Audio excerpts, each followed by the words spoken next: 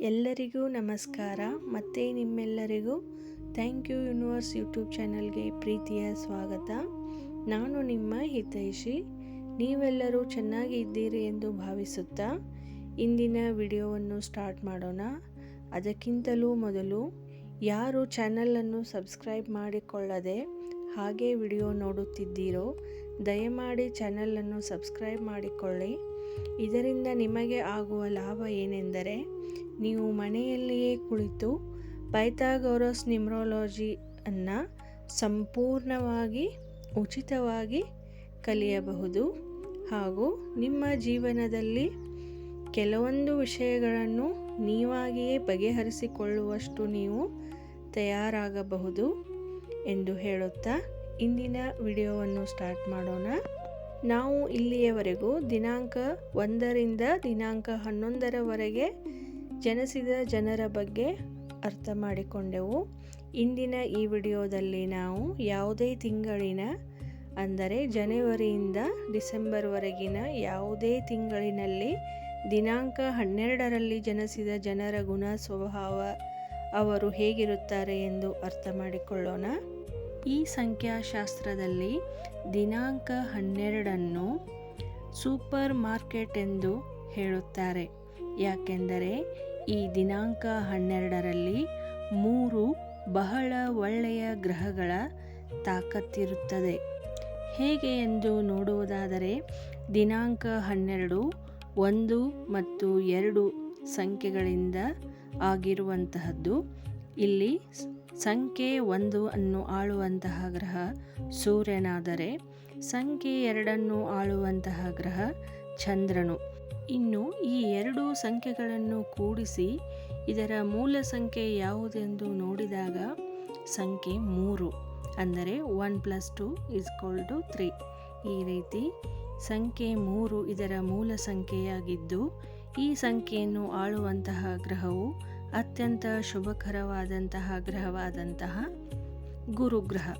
ಇನ್ನು ಈ ಜನರು ಸೂರ್ಯನಂತೆ ಬಹಳನೇ ಪವರ್ಫುಲ್ ಆಗಿರುತ್ತಾರೆ, ಒಳ್ಳೆಯ ಪೊಸಿಷನ್ನಲ್ಲಿ ಇರುತ್ತಾರೆ. ಇನ್ನು ಚಂದ್ರನಂತೆ ಬಹಳನೇ ಸುಂದರವಾಗಿರುತ್ತಾರೆ, ಎಲ್ಲರನ್ನು ಬಹಳ ಕೇರ್ ಮಾಡುತ್ತಾರೆ. ಇವರ ಹತ್ತಿರ ಒಳ್ಳೆಯ ಇಮ್ಯಾಜಿನೇಷನ್ ಪವರ್ ಇರುತ್ತದೆ. ಇವೆರಡೂ ಗ್ರಹಗಳ ಪವರ್ ಜೊತೆ ಇವರ ಹತ್ತಿರ ಎಲ್ಲ 9 ಗ್ರಹಗಳಲ್ಲಿ ಅತ್ಯಂತ ಗೌರವಾನ್ವಿತ ಮತ್ತು ಸಂಖ್ಯೆ 3ಅನ್ನು ಆಳುವ ಗ್ರಹವಾದಂತಹ ಗುರುಗ್ರಹದ ಪ್ರಭಾವವೂ ಇರುವುದರಿಂದ ಇವರು ಬಹಳನೇ ಜ್ಞಾನಿಗಳು, ಬುದ್ಧಿವಂತರು, ನಾಲೆಜಿಬಲ್ ವ್ಯಕ್ತಿಗಳು ಆಗಿರುತ್ತಾರೆ. ಇಷ್ಟೆಲ್ಲ ಗುಣಗಳು ಒಬ್ಬ ವ್ಯಕ್ತಿ ಹತ್ತಿರವೇ ಇದ್ದರೆ ಇವರನ್ನು ಸೂಪರ್ ಮಾರ್ಕೆಟ್ ಅಲ್ಲದೆ ಮತ್ತಿನ್ನೇನು ಅನ್ನಲು ಸಾಧ್ಯ ಹೇಳಿ? ಆದ್ದರಿಂದ ದಿನಾಂಕ 12ಅನ್ನು ಒಂದು ಒಳ್ಳೆಯ ಬಹಳನೇ ಒಳ್ಳೆಯ ಡೇಟ್ ಆಫ್ ಬರ್ತ್ ಅಥವಾ ದಿನಾಂಕ ಎಂದು ಕರೆಯುತ್ತಾರೆ. ಈ ದಿನಾಂಕದಲ್ಲಿ ಜನಿಸಿದ ವ್ಯಕ್ತಿಗಳು ಜನರ ಮೇಲೆ ಬಹಳನೇ ಪ್ರಭಾವ ಬೀರುವಂಥ ವ್ಯಕ್ತಿತ್ವ ಹೊಂದಿರುತ್ತಾರೆ. ಇದು ಬಹಳನೇ ಪವರ್ಫುಲ್ ದಿನಾಂಕ ಆಗಿರುವುದರಿಂದ ದಿನಾಂಕ 12ರಲ್ಲಿ ಜನಿಸಿದ ಜನರಿಗೆ ಜೀವನದಲ್ಲಿ ಬಹಳ ಬೇಗನೆ ಜನಪ್ರಿಯತೆ ಸಿಗುತ್ತದೆ, ಫೇಮಸ್ ಆಗುತ್ತಾರೆ ಮತ್ತು ಇವರು ಜನರಿಗೆ ಸಹಾಯ ಮಾಡುವ ಗುಣವನ್ನು ಹೊಂದಿರುತ್ತಾರೆ. ಇವರ ನೇಚರ್ ಬಹಳನೇ ಹೆಲ್ಪ್ಫುಲ್ ನೇಚರ್ ಆಗಿರುತ್ತದೆ. ಇನ್ನು ಇವರ ಹತ್ತಿರ ಇರುವ ಇನ್ನೊಂದು ವಿಶೇಷತೆ ಏನೆಂದರೆ ಇವರ ಹತ್ತಿರ ಇರುವ ಎಲ್ಲ ಜನರಿಗೂ ಯಾವಾಗಲೂ ಒಳ್ಳೆಯದೇ ಮಾಡುತ್ತಾರೆ ಹಾಗೂ ಒಳ್ಳೆಯದೇ ಆಗುತ್ತದೆಯೂ ಕೂಡ. ಇವರು ಸಾಮಾಜಿಕ ಸೇವೆಗಳನ್ನು ಮಾಡಲು ಇಷ್ಟಪಡುತ್ತಾರೆ. ಈ ದಿನಾಂಕ 12ರಲ್ಲಿ ಜನಿಸಿದಂತಹ ಜನರು ತಮ್ಮ ವೈಯಕ್ತಿಕ ಜೀವನದಲ್ಲಿ ಬಹಳ ತ್ಯಾಗಗಳನ್ನು ಮಾಡುತ್ತಾರೆ. ಇನ್ನು ಈ ದಿನಾಂಕ 12ರಲ್ಲಿ ಜನಿಸಿದ ವ್ಯಕ್ತಿಯು ತನ್ನ ಅತಿ ಚಿಕ್ಕ ವಯಸ್ಸಿನಲ್ಲಿಯೇ ತನ್ನ ತಂದೆ ತಾಯಿಯಲ್ಲಿ ಒಬ್ಬರನ್ನು ಕಳೆದುಕೊಳ್ಳುವ ಸಂಭವವು ಜಾಸ್ತಿ ಇರುತ್ತದೆ. ಅಥವಾ ಹಾಗೆ ಆಗದಿದ್ದರೆ ಯಾವುದೇ ಕಾರಣಕ್ಕಾದರೂ ಇವರು ತನ್ನ ಹೆತ್ತವರಿಂದ ದೂರ ಇರುತ್ತಾರೆ. ಕಾರಣ ಯಾವುದೇ ಇರಬಹುದು. ಇವರ ಎಜುಕೇಷನ್ಗಾಗಿ ಹಾಸ್ಟೆಲ್ನಲ್ಲೂ ಇರಬಹುದು, ಅಥವಾ ಇವರ ತಂದೆ ತಾಯಿಯರು ಗೌರ್ಮೆಂಟ್ ಜಾಬ್ನಲ್ಲಿದ್ದರೆ ಪದೇ ಪದೇ ಟ್ರಾನ್ಸ್ಫರ್ ಆಗೋ ಕಾರಣದಿಂದ ಇವರು ಅಜ್ಜ ಅಜ್ಜಿಯರ ಹತ್ತಿರ ಇದ್ದು ಶಾಲೆ ಕಲಿಯಬಹುದು. ಈ ರೀತಿ ಒಟ್ಟಿನಲ್ಲಿ ಯಾವುದೋ ಒಂದು ಕಾರಣಕ್ಕೆ ಇವರು ತಮ್ಮ ಹೆತ್ತವರಿಂದ ದೂರ ಇರುವ ಸಂಭವವು ಜಾಸ್ತಿ ಇರುತ್ತದೆ. ಇದೇ ಕಾರಣದಿಂದ ಈ ದಿನಾಂಕ 12ರಲ್ಲಿ ಜನಿಸಿದ ಜನರು ತಮ್ಮ ಚಿಕ್ಕ ವಯಸ್ಸಿನಿಂದಲೇ ಬಹಳನೇ ಜವಾಬ್ದಾರಿಯುತ ಜನರಾಗಿರುತ್ತಾರೆ, ಬಹಳನೇ ತಿಳುವಳಿಕೆ ಉಳ್ಳ ವ್ಯಕ್ತಿಗಳಾಗಿರುತ್ತಾರೆ.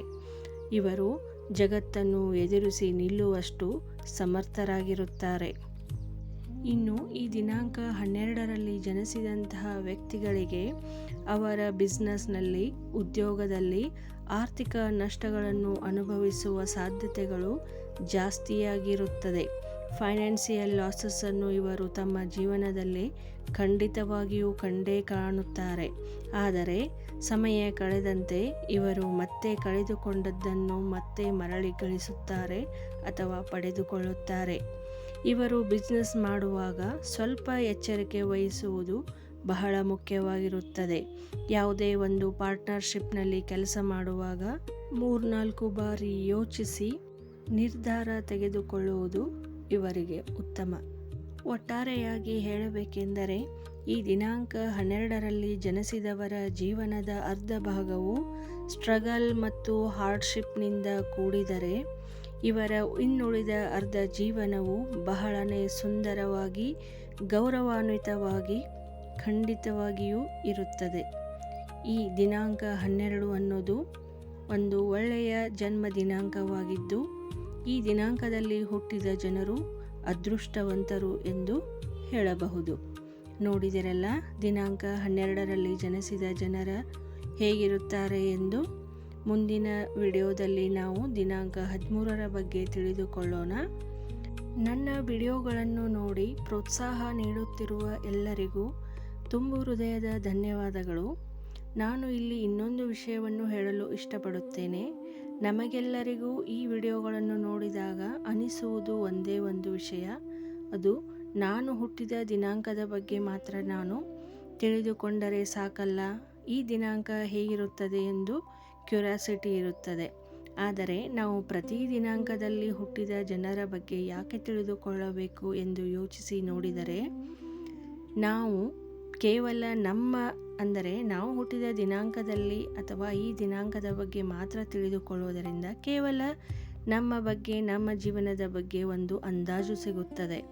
ಆದರೆ ನಮ್ಮ ಸುತ್ತಮುತ್ತಲ ಇರುವ ಜನರು, ನಮ್ಮ ಮನೆಯಲ್ಲಿರುವ ಬೇರೆ ಜನರು, ಅಥವಾ ನಾವು ಹೊರಗಡೆ ಹೋಗುವಾಗ ನಮ್ಮ ಸುತ್ತಮುತ್ತ ಇರುವಂತಹ ಜನರು, ನಾವು ಜೀವನದಲ್ಲಿ ಪ್ರತಿ ಹಂತದಲ್ಲೂ ಬೇರೆ ಬೇರೆ ಜನರೊಂದಿಗೆ ಭೇಟಿಯಾಗುತ್ತಲೇ ಇರುತ್ತೇವೆ.